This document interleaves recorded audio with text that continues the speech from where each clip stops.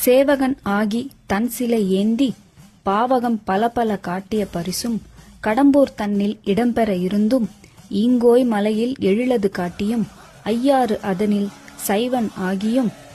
துருத்தி தன்னில் அருத்தியோடு இருந்தும் திருப்பனையூரில் விருப்பன் ஆகியும் கழுமலம் அதனிற் காட்சி கொடுத்தும் கழுக்குன்று அதனில் வழுக்காது இருந்தும்